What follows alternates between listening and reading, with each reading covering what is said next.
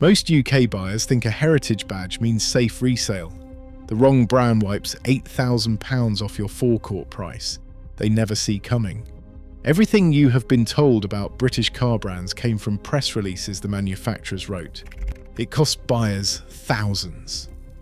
I almost made the same mistake. A franchise dealer principal I have known for 12 years showed me the actual factory order books. The brand most UK drivers still trust is closer to collapse than every other name on this list. I will reveal which at the end. Today I am uncovering 6 UK car brands that are quietly collapsing in 2026. Most UK buyers think a luxury badge means financial stability. That reasoning goes back to the early 2000s, when Ford owned Aston Martin and poured engineering money into the brand. That story was accurate for about 10 years. Here is what the people who looked past that narrative actually found. Aston Martin has lost money in 12 of the last 13 years.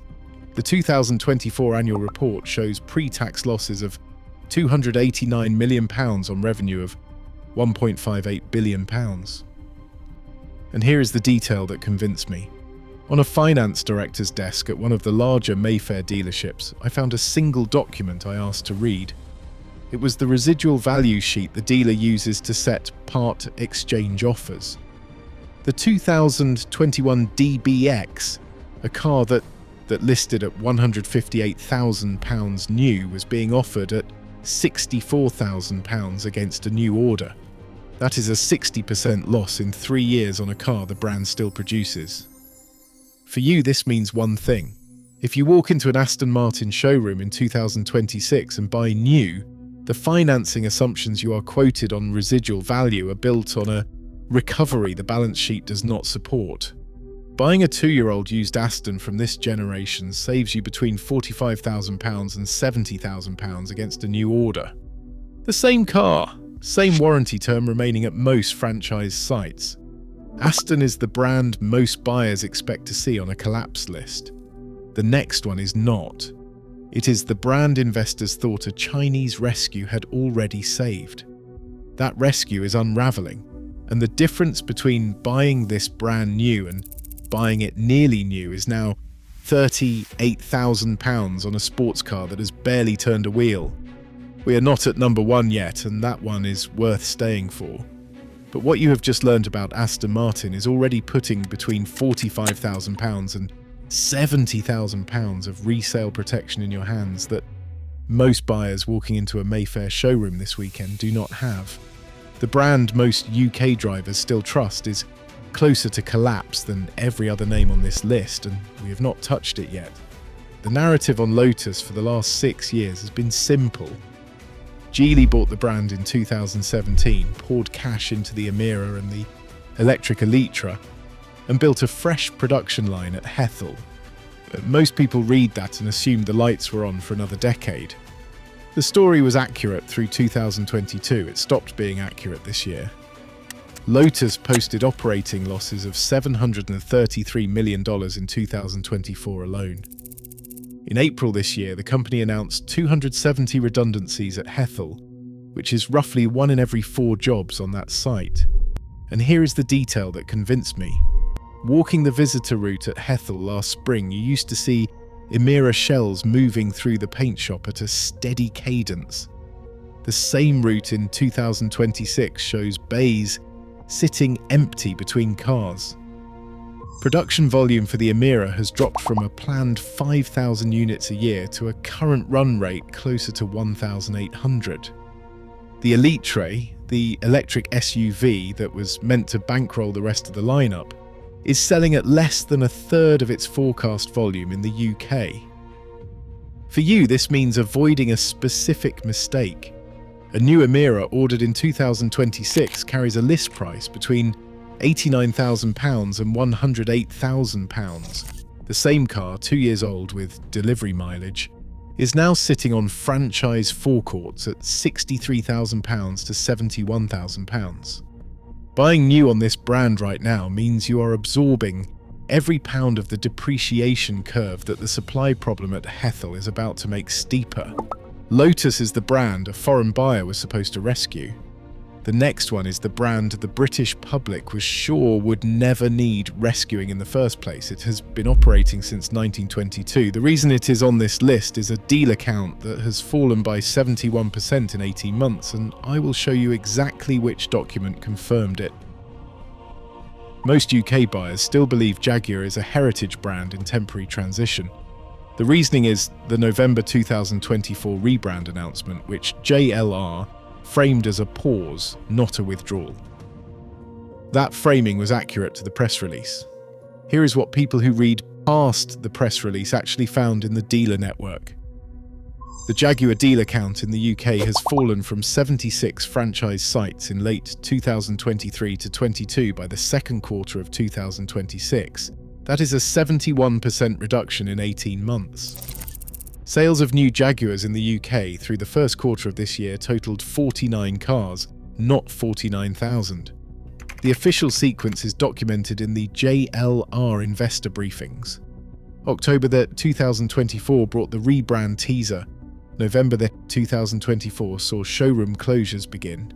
February 2025 marked the end of F-Pace, XF and E-Pace production.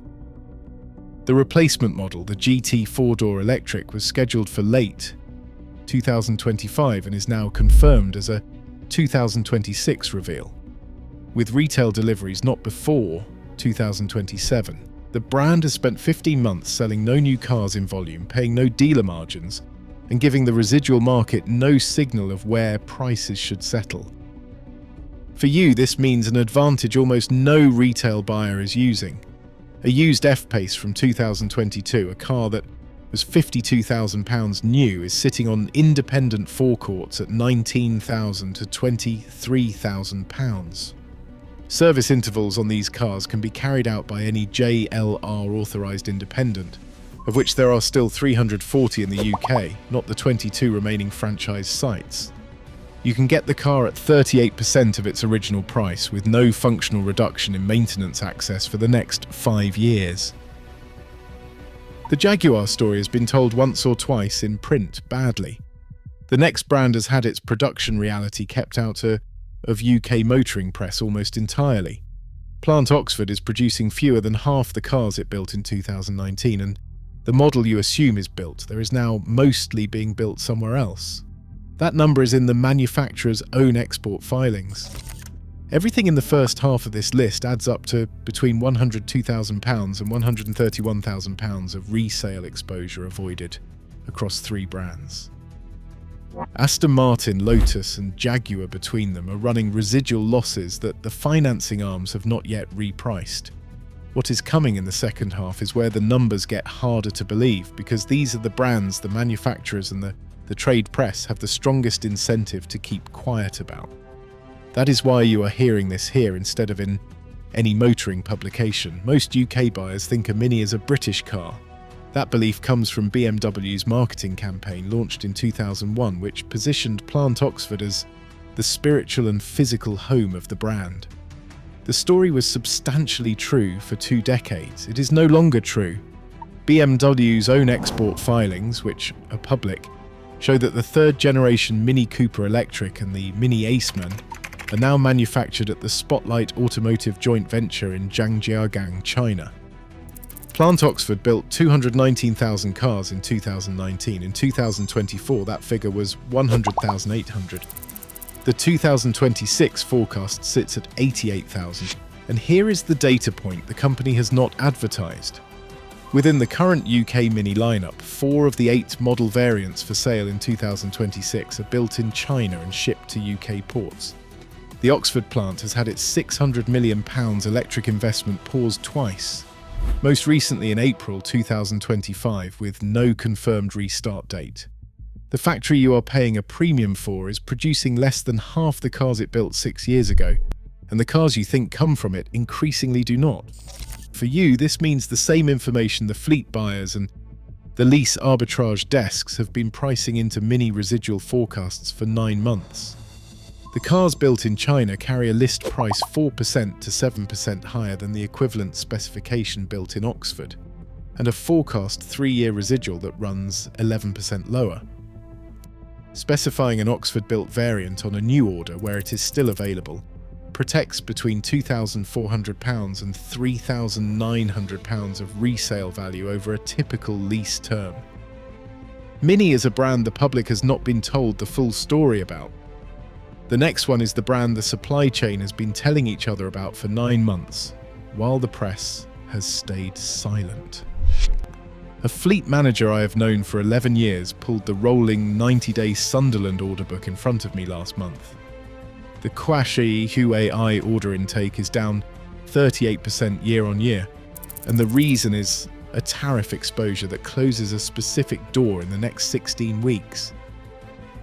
Most UK buyers consider Nissan a Japanese brand with a British factory and assume the Sunderland operation is permanent. The reasoning is the 2016 Brexit assurance package, the 2020 electric vehicle battery plant commitment, and the steady run of Qashqai production through to now. That story was accurate until early 2025. Two things changed in the 12 months that followed. The first was the Renault, Nissan and Mitsubishi alliance restructure in March 2025, which reduced Renault's stake in Nissan to 15% and reduced Nissan's stake in Renault to 15%. The second was the EU tariff classification dispute that began in October 2025 and is now expected to apply a 10% tariff to UK-built vehicles entering the European Union from January 2027. Sunderland exports 70% of its production to Europe. And here is the Anchor, a fleet manager I have known for 11 years who runs the procurement desk for one of the 3 largest UK contract hire firms, pulled the rolling order book for Sunderland covering the last 90 days in front of me last month. Qashqai new orders for fleet were down 38% year on year. Duke orders were down 42%. Leaf production wound down in March 2025. The order book is what fleet companies use to forecast supply, and it is the first signal of trouble that retail buyers ever get, usually about 9 months before the showroom feels it. For you, this means a specific number. A pre-registered or zero-mileage Qashqai, bought in 2026 before the tariff timing forces Nissan UK into a discount cycle, is currently sitting at £4,100 to £6,800 above the price it will trade at in the third quarter. Waiting 6 months on this brand saves a mid-spec buyer the difference between this year's pricing and the clearance pricing the tariff window is going to force. Nissan is the brand the trade has been quietly warning each other about. There is only one left. We are down to the final one. The brand most UK drivers still trust is closer to collapse than any other name on this list. This last one almost never appears in collapse coverage or buyer guides, not because it is unknown, but because the people who know have no financial incentive to share it. The dealer network depends on it, fleet contracts depend on it, press advertising depends on it. Until now, I told you in the open about the brand, most UK drivers still trust being closer to collapse than every other name on this list. The franchise dealer principal I have known for 12 years, who showed me the actual factory order books, was sitting at a Vauxhall showroom when he opened them. The brand is Vauxhall. Most UK buyers believe Vauxhall is a stable mainstream brand because the Astra, the Corsa and the Insignia have been on UK driveways for decades. The badge has been a fixture in fleet, in driving schools, in family households since the 1980s. The Luton plant has been producing Vauxhall vans since 1905. Every part of that history feels permanent. Here is what the order books actually show. Stellantis confirmed the closure of the Luton plant in late 2024, with production ending in 2025. Ellesmere Port was converted to electric van production in 2022, ending Astra manufacturing on UK soil. The Insignia ceased production at Russelsham in 2022 and was not replaced. The Astra Sports Tourer estate variant ended in 2024. Within the 2026 UK Vauxhall range, the brand sells 5 passenger car nameplates, and 3 of them are scheduled to either end production or transition to van-only equivalents before the end of the model cycle. And here is the detail that convinced me. The factory order book the dealer principal opened on the desk in front of me, the document Stellantis distributes to franchise sites showing future production allocations by month, listed 11 Vauxhall nameplates in 2019. The 2026 allocation document on the same desk lists four. The Corsa, the Mokka, the Grandland and the Frontera. 2 of those 4 are rebadged Peugeots manufactured outside the UK. The dealer franchise count for Vauxhall in the UK has fallen from 326 sites in 2019 to a confirmed 198 by the end of this year. The principal told me word for word that he expects the badge to be gone from new car sales in the UK within 4 years. For you, this means the single largest financial protection on this entire list. A new Vauxhall Astra Hybrid ordered in 2026 lists between £29,500 and £36,000. The same car, 2 years old, ex-fleet with full service history, is now retailing between £14,200 and £17,800. The 3-year residual on a new order modelled against the dealer. Attrition curve and the factory allocation document sits 22% below the published guide values that the financing arms are still using.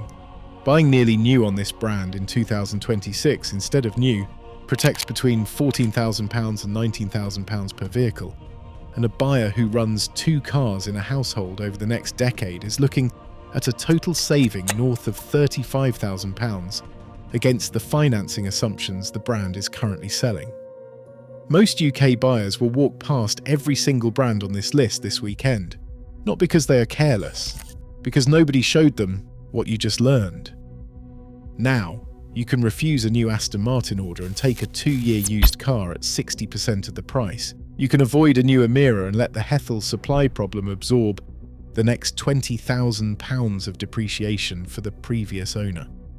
You can take a used Jaguar F-Pace at 38% of its original list and run it through one of 340 independent specialists. You can specify an Oxford-built Mini where it is still available and protect £3,000 of residual against the Chinese-built variants. You can wait 6 months on a Qashqai and let the EU tariff window force the discount cycle, and you can refuse a new Vauxhall Astra and take a 2-year-old fleet return that saves you £19,000. If this changed how you think about UK car buying, share it with the family member about to put a deposit on a new Astra, the colleague who has trusted Vauxhall since their first company car in 1998, the neighbour who is one Saturday away from signing for a new Aston they have wanted for 40 years. This is not the kind of information that shows up on the first page of search results. They will not find it without you. If you want to know what else the market is hiding, subscribe, because this is the only place these conversations happen.